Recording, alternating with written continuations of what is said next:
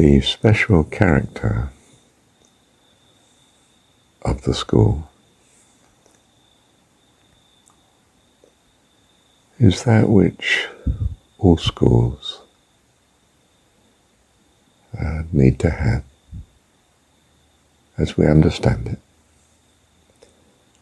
namely a great concern to bless children and their families. A blessing that is not just for childhood, but for the whole of life. It's to furnish them with an imagination that knows no bounds, that will furnish them for life with gratitude and hope, peace and joy, love and compassion, wisdom and understanding, and a loving kindness to all. Our children are our eternal treasure, and we wish to care for them accordingly. At times we are not at all sure how best to do this, but trust to God to get it right. And we are dedicated to doing our best for our children, to never stop dancing and singing and listening to enchanted stories for the whole of life through, that the love of life be their eternal companion, that their creativity knows no bounds,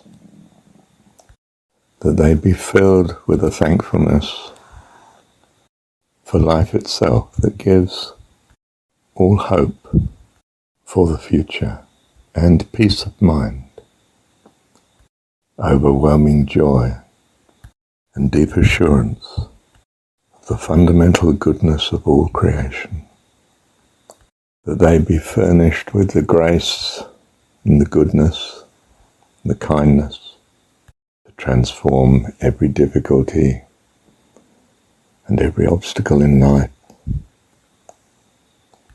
into blessing, that their ever-increasing maturity transcends even our hopes for them. Our greatest treasure in the school are all the people, children, teachers, parents, families that are part of it, the community that makes up the school.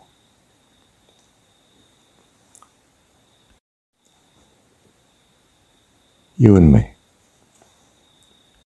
May our loveliness make us rich in loving kindness and generosity of spirit to each and every one of us, abiding no exceptions.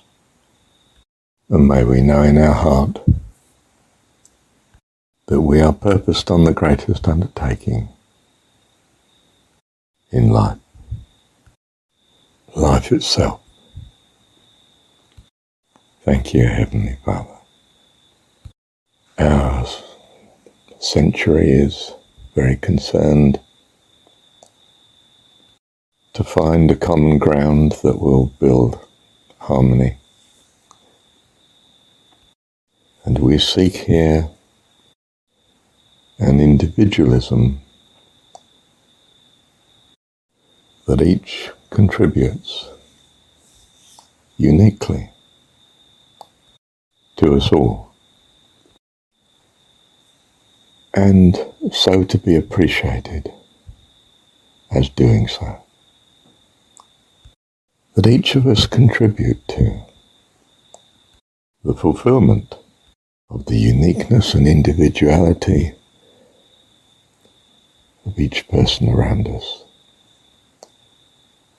that life flourishes for all, that our society be ever the sum, the fulfillment of every person in it. We don't just teach that they may dance and sing, but listen to every enchanting story of every person they meet in life, each having their story to tell, each able to bless each of us. By doing so, that we all know in our very being how not only to listen to each other, but all nature too, all life and all being, that we transcend to an eternal communion with life itself, life eternal. I expect, like me, when you first come to the school, you're struck by a rather quaint, lovely environment.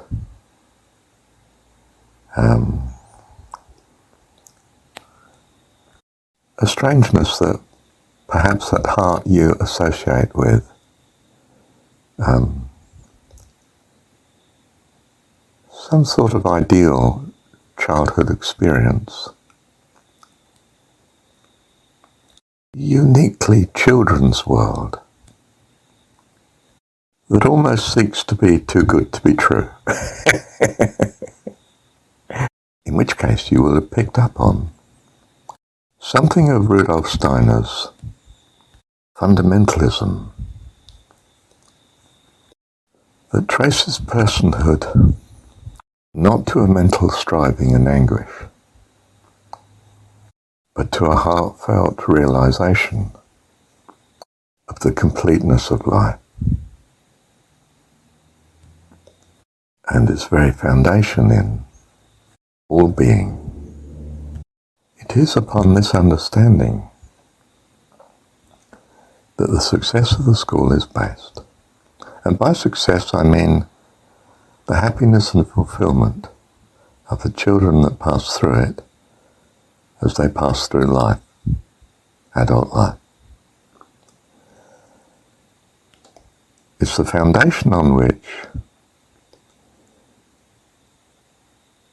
they find great ability. Also what we call wisdom, the ability to live in fullness. And by fullness I don't just mean material success, of course. I mean also inward joy and happiness and peace. Experience of the fullness of life that materialism always seems to offer but seldom deliver on. You see, if your heart's in the right place and in the peace, that I think the word shalom actually embraces, not very familiar to our culture, but that embraces not just peace, and not just prosperity, but a deep prosperity in the person, an inner contentment, an inner harmony that is expressed in its fullness in daily life and relationships. People, creatures in general, plants even, but even all the material things that we think of as having no life, but are a blessing to us. You see, our children are to receive what we may have missed, namely a great inner contentment that comes from a great appreciation of life, which is slightly different to a constant examination of life to find what's wrong, to put it right. We are trained to be critical, and much of our prosperity turns on that, our ability to notice what's wrong and ability to put it right. But we don't flourish inwardly, but become depressed by our own propensity to be eternally focusing on what's wrong. And we need a habit of gratitude to overcome this, that a contentment comes into our being that embraces life rather than rejects it. If we reject life too much, we become very lonely, very isolated. And the life in us dies. Whereas if we build in thankfulness a great appreciation of all that is good, our hope ever rises. Our faith in the future is restored. Joy starts to permeate our being. We find we are embraced by a peace that passes all understanding. We truly enter into life. Certainly we want it for our children. Amazingly, we find we are ourselves so blessed by such endeavour for them. In short, we find we belong to a family of life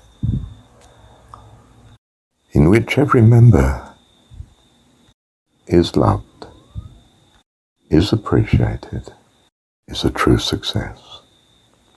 We find amazingly we are of one heart, one mind, one being. Thank you, Heavenly Father.